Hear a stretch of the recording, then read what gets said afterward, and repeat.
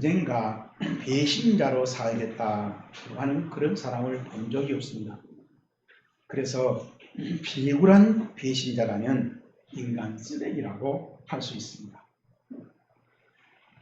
사람이 어떤 짓을 할 때 비굴하다고 단정하던가요? 강한 자에게 약하고 약한 자에게 강할 때, 잘못한 언행을 잘못이라고 시인하지 않고 계속 핑계를 대면서 그 상황을 피하려고 할 때, 힘들게 수고할 것 같으면 나쁜 일이 생겼다고 핑계대고 피하려고 할 때, 양심을 버리고 은혜를 원수로 갚은 사람, 남의 실수를 끔찍 삼아서 힘들게 하는 사람 등등입니다. 그렇다면 그 비굴의 이유는 무엇이든가요? 학력 부족이든가요? 재물 부족? 얼굴이 못생겨서? 절대로 아니죠. 야곱은 외삼촌 댁에서 돌아오다가 형 에서를 만난 그 전날 밤, 야복강에서 하나님과 밤새 씨름을 했다고 성경에 기록되어 있습니다. 그 결과 야곱의 허벅지 관절이 어긋났고 이름도 이스라엘, 내가 하나님과 및 사람들과 겨루어 이겼음이라는 뜻으로 바뀌었습니다. 그래서 하나님께 간구할 때 우리는 야곱처럼 하나님을 붙들고 씨름해서 이기려고 하고 그것을 잘하는 기도라고 그렇게 생각합니다. 그렇지만은 야곱이 했던 그 씨름 기도의 진정한 핵심은 어긋남이라는 것입니다. 야곱이 자기 손을 하나님께 관철시키는 데 있지 않다는 것입니다. 그러므로 기도하는 중에 우리의 관절이 어긋나고 우리의 고집이, 우리의 고리심줄들이 그런 고집이 끊어지고 망가지고 우리의 뜻이 하나님의 뜻에 굴복되는 것이 기도를 잘하는 것입니다. 우리의 기도가 하나님과 위대한 대화라고 한다면 우리의 원함은 떼쓰는 씨름보다 주님과 교제하면서 하나님께서 진정 원하신 바를 하나님께 묻고 알아듣고 그런 시간이 기도 시간이에요. 그리고 그것이 위대한 기도라는 것입니다. 하나님의 뜻을 내 뜻으로 받아들이는 시간이 기도 시간이라는 것입니다. 그렇게 되면 잠깐 우리의 뜻이 좌절된 것처럼 보이지만 그 후에 실현될 축복은 이루 말할 수 없게 됩니다. 교인들이 속고 있는 것 중에 하나인데 주일날 예배당에 와서 찬양하고 설교 듣고 헌금한 후에 가끔 전도도 하면은 하나님의 자녀 생활을 잘한다고 생각합니다. 또 그렇게 칭찬하는 목사들도 의외로 많습니다. 지금 여기서 잠깐 생각해 봅시다.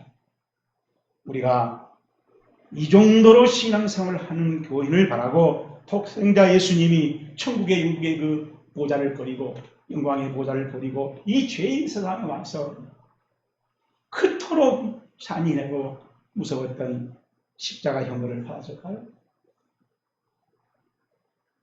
바울은 에베소서 4장 13절에서 밝혀놨습니다. 그리스도의 장사한 분량에까지 이르라. 오늘 설교 본문도 정말로 피굴한 배신자들을 보여주고 있습니다. 저랑 같이 확인해 봅시다. 43절입니다. 예수께서 말씀하실 때 곧 12 중 하나인 유다가 왔는데 대제사장들과 서기관들과 장로들에게서 파송된 무리가 시작 금과 몽치를 가지고 와서 그와 함께 하였더라. 아멘. 예수님을 팔아먹은 그 가룟 유다가 지금 그 현장에 나타났다는 것입니다. 예수님께서 밤새 꺾기도 하시고 직접 선발하신 그 엄중한 12명의 가룟 유다가 뽑혔습니다. 이것은 천재 이유였습니다. 지원도 자원도 추천도 아무 소용이 없는 그런 엄선에 아론 유다가 포함된 것입니다. 얼마나 보람되고 가치 있고 의미 있고 또 기대되는 인생길이 열렸겠습니다.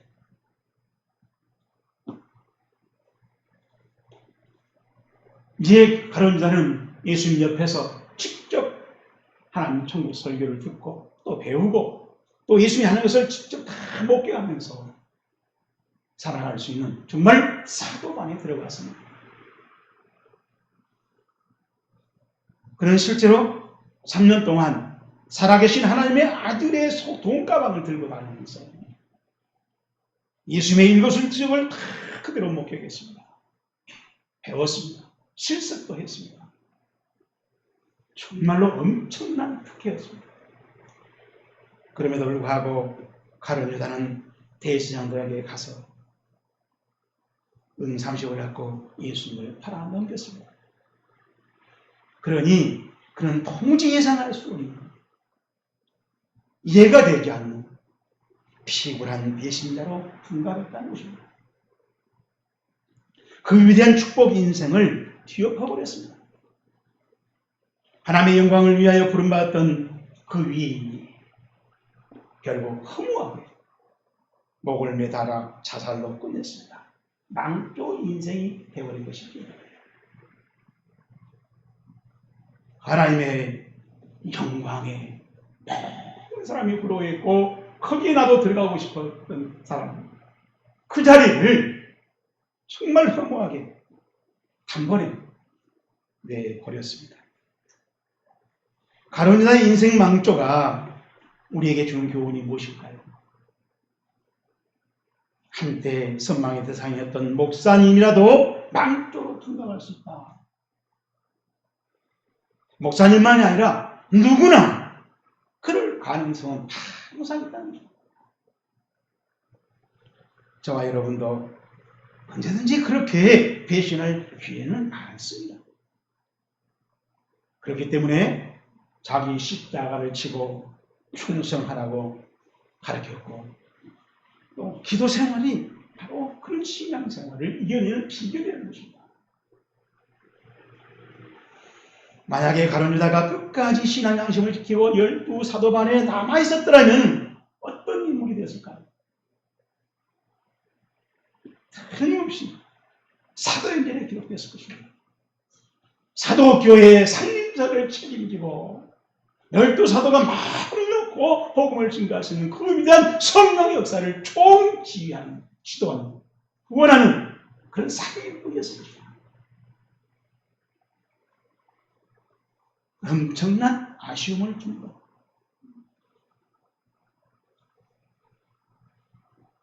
제34대 미국 대통령 아이젠하워가 월터리드 육군병원에서 임종 무렵에 빌리 그레암 목사님이 방문해서 인사를 할 수 없이 딱 30분만 연회 시간을 제한했답니다.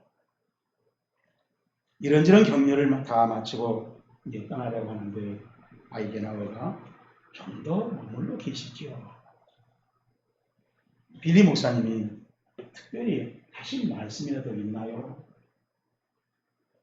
아이젠하워가 신중하게 말했습니다. 하나님을 어떻게 만나야 할지 도저히 확신이 서지 않습니다. 저를 좀 도와주십시오. 마지막 부탁입니다.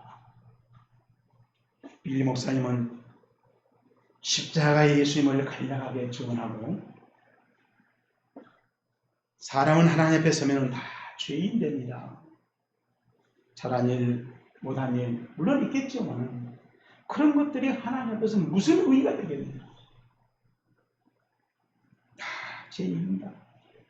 오직 우리는 우리를 위해서 십자가에 돌아가신 한목제물 되신 그 예수님의 십자가의 공로로 그 사실을 알고 받아들인 그 믿음뿐이요. 그렇게 하면 하나님께서 자신의 자녀로 확증하시고 천국 영생의 길로 연결해 주실 것입니다. 라고 보냈습니다. 아이젠하워가 이 목사님 손을 잡고 잠시 묵상하던 이런 말을 하던 빌리, 감사해. 나는 이제 준비를 하였어. 그리고 조용히 눈을 감더랍니다. 준비를 하였어라는 이 말 속에는 바로 나는 주님을 기다리고 있어 라는 뜻이었습니다. 오늘 많은 사람들이 호산나 다윗이라 전유하고 찬송을 총연하고까지 흔들는 그 사람들처럼 우리들처럼 찬송을 신나게 불러댑니다. 당당하게 부릅니다. 재미있게 부릅니다. 찬송이 좋다고 부릅니다. 그러나 정말로 주님을 드높이는 것인지 내가 노래를 좋아해서 찬송을 태하는 것인지를 점검해보라는 것입니다. 자기 소원에, 자기 체질에, 자기의 성격에 힘이 빠져서 찬송을 신나게 부르고 있는 것은 아닌지, 자기 만족을 이루고 있기 때문에 찬송하고 있는 것이 아닌지 점검해보기라는 것입니다. 블레셋 장군 골리앗이 침략하여 하나님과 이스라엘 백성들을 온갖 조롱하고 비방했습니다. 그러나 그 자리에 있었던 이스라엘 군병들은 벌벌 떨고 말도 못하고 숨었습니다. 그 모습을 보았던 다윗은 소년이었지만 자기 신앙의 신대로 용감하게 나가서 골리앗과 싸워서 꺾어냈지 않습니까? 전술면에서는 마치 골리앗은 파이고 다윗은 탈기할 격이었습니다. 그러나 피굴하지 않았습니다. 다윗의 신앙을 행동했을 뿐입니다. 굶주린 사자굴 속에 집어 던진다고 하는데도 불구하고 매일 3번씩 기도했던 다니엘도 마찬가지죠. 죽으면 죽으리라고 기도하고 바사왕에 들어갔던 에스더 역시 참으로 믿음이 삶을 만드는 거룩한 성도들이었습니다. 자, 그러면 어떻게 신앙삶을 살아가야 비굴할 자리에서 용감해질 수 있는가? 오늘 설교 본문에서 우리는 그 문제를 찾아봅시다. 43절입니다. 예수께서 말씀하실 때 곧 12 중 하나인 유다가 왔는데 대제사장들과 장로들과 서기관들과 서기관들에서 파송된 무리가, 그래서 우리가 놓치지 말아야 할 말씀이 예수께서 말씀하실 때 너무 중요해서 제가 헬라어로 읽어드리면 카이 예수스 에티 아우트 날룬토스. 우리 성경에는 이 중에 한 단어를 번역 안 했습니다. 유시스라고 하는 말. 이 유시스라고 하는 말은 갑자기 그야말로 우리 전라도 사투리하면 뜬금없이 전혀 예상도 안 했는데 갑자기 나타난 겁니다. 가로다가. 그때 예수님은 11명의 제자를 놓고 말씀을 하고 있었다는 겁니다. 그 말을 현재형 분사로 써놨어요. 그래서 그 뉴스 바이블에 보면은 and immediately while he was still speaking, he를 대문자 썼습니다. 예수님께서 여전히 이 말씀하고 있을 때, 이 말씀하는 동안에 그가 갑자기 예수님께서 아직도 십자가 형벌을 제자들에게 설명하고 있을 때 10들 중에 하나라고 하는 그 사도에 뽑혔던 유다가 예수님 체포전을 만들어서 완전 무장을 해가지고 인솔에 오더라. 철저한 준비와 무장을 시켜서 들이닥친 절박한 상황을 말해주고 있는데 우리 성경에는 그런 분위기를 살리지 못했다는 것입니다. 그러나 우리가 또 흔적을 찾을 수 있습니다. 여기 보면은 대제사장들, 서기관들, 장로들. 얼마나 그 사건에 집중했는가, 비중을 뒀는가 라는 것을 우리가 복수 형태로 설명해 왔어요.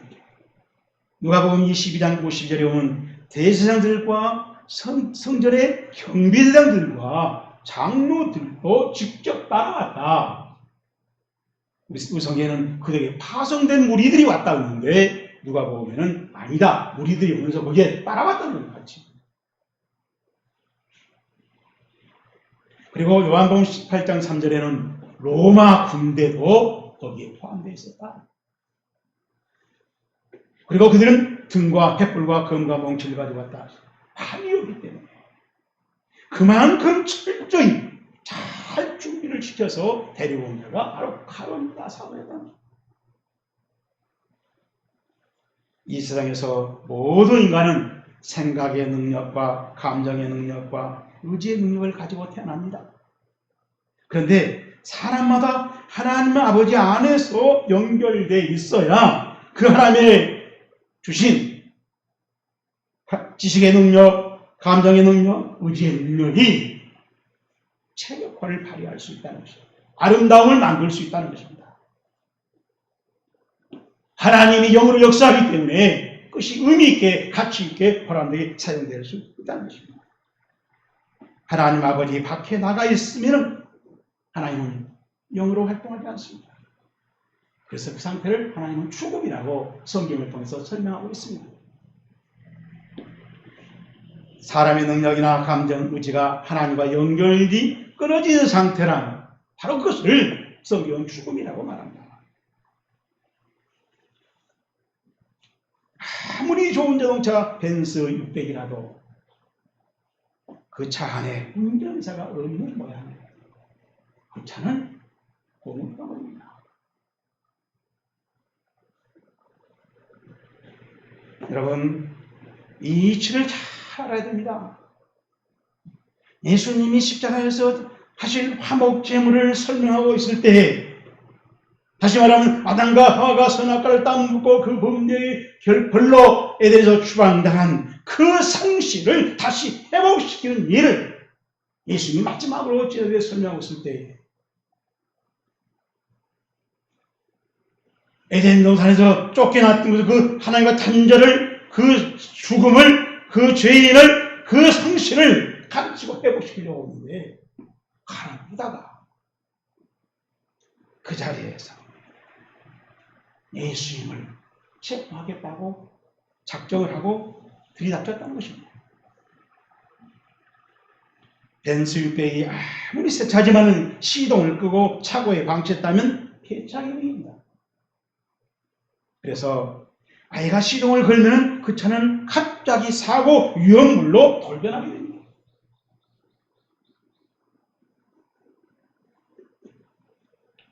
그러니 하나님 아버지와 연결되지 않아서 그래서 성령님께서 우리 안에 오셔서 하나님의 뜻을 우리에게 알려주신 일이 없다면 차라리 시동 꺼지는 것이 낫다.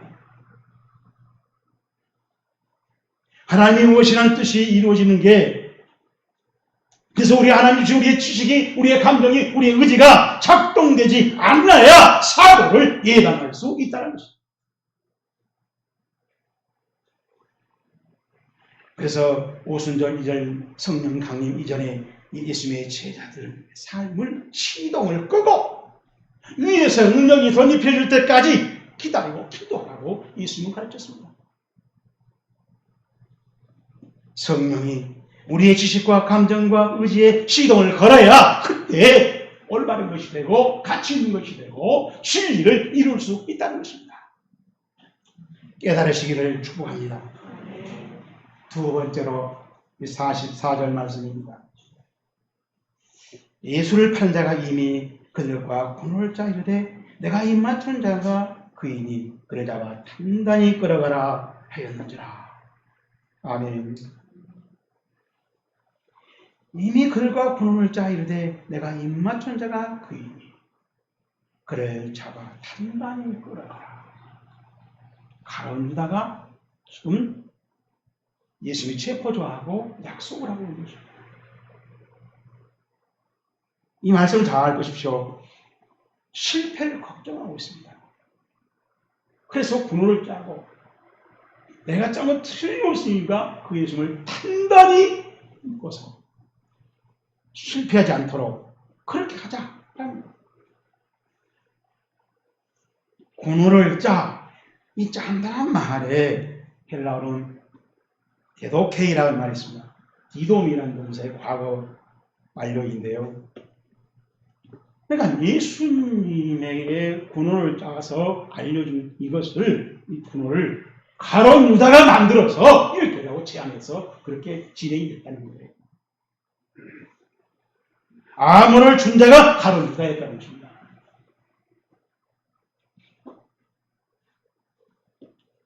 그 아몬은 입맞춤이었습니다.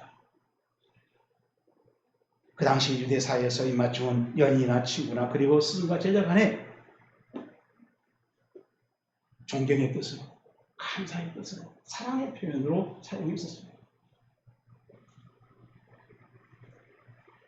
그러나 가룟 유다의 입맞춤은 가증하고 악랄한 위선 행위였습니다. 물론 예수님은 가룟 유다가 하는 짓을 이미 알고 계셨습니다. 누가복음 20장 48절을 보십시오. 유다야 내가 입맞춤으로 인자를 파느냐라고 묻습니다. 이 말을 들을 때 가룟 유다는 얼마나 초조했을까? 얼마나 얼굴이 흥분했을까? 얼마나 심장이 뛰고 있었을까요? 제자가 스승을 은 30에 팔아넘긴 이 짓은 웬만한 독한 마음이 아니면 못할 일입니다. 하지만 가룟 유다는 야비한 속임수로 배신을 작정하였고 체포할 무리에게 그를 잡아 단단히 끌고 가라고 주의를 줍니다. 이것은 실패 확률이 그만큼 많다는 판단이었습니다. 가룟 유다는 누구보다 예수님 옆에서 그 많은 전기전능한 이적들을 수없이 보았기 때문입니다. 성도 여러분, 가룟 유다는 예수님을 주님으로 사랑하는 척 하면서 입을 맞추면서 실제로는 자기의 이익을, 욕심을 챙겼습니다. 그렇다면 우리 신앙삶을 돌아봅시다. 우리 역시 욕심 아닙니까? 전혀입니다. 진실해야 됩니다. 정직해야 됩니다. 뭘 많이 한다는 것이 아니라 내 신앙 양심과 내 행위와 내 삶이 틀리지 않아야 됩니다. 이 신앙생활을 할 수 있기를 주의 이름으로 축복합니다. 마지막으로 47절 말씀입니다. 곁에 서 있는 자들 중에 한 사람이 칼을 빼어 대제사장의 종을 쳐 시작 그 귀를 떨어뜨리니라. 아멘. 요한복음 18장 10절에는 귀를 떨어뜨린 사람이 베드로였다고 기록해 놨습니다. 그리고 누가복음 22장 36절에 보면은 예수님은 제자들에게 칼 무장을 하라고 허락합니다. 그래서 38절에 보면은 제자들 중에서 칼을 2자를 준비했다고 기록해 놨습니다. 그래서 베드로의 칼부림은 언뜻과 용맹이라고 칭찬할 수도 있다는 것입니다. 그러나 그는 혈기만 부렸을 뿐입니다. 요한복음 14장 4절에서 9절을 자세히 보면은 제가 대충 요약을 합니다. 예수님은 그 당할 일을 다 아시고 너희가 누구를 찾느냐? 나사렛 예수라 하거늘 이르시되 내가 그니라 하실 때 그들이 물러가서 땅에 엎드러지는지라. 예수께서 대답하시되 너희가 너희에게 내로라 하였으니 나를 찾거든 이 사람들의 하는 것을 용납하라 하시니 예수께서 이는 아버지께서 내게 주신 자 중에서 하나도 잃지 아니하였나이다 하신 말씀을 응하게 하려 합니다. 그리고 예수님은 전지전능한 그 권능으로 베드로가 잘라버린 귀를 주어서 발보의 귀를 고쳐주었다고 누가복음 20장 56절에 기록해 놓았습니다. 이렇듯 예수님은 다 하시고 그러나 하나님의 말씀이 이루어지게 하시려고 스스로 십자가형을 받아들였다는 겁니다. 문제는 베드로가 그 모든 걸 옆에 다 보았고 들었고 알고도 갈등을 한다는 것입니다. 살인 미수죄를 저지른 것입니다. 끝내 저주하면서 부인하고 그래서 제자들도 다 도망쳐버렸습니다. 혼미물을 거두고 도망쳤다 했습니다. 저는 이 글을 읽으면서 그때가 밤이었으니까 다행이지 낮에 나였으면 어떨 뻔했나. 그 정도로 우리의 신앙의 양심이 시커매 있었다니. 그러면서도 그들은 제자하고 목사하고 사도하고 자부심을 가지고 있는 오늘의 우리 시대와 비슷했다는 겁니다.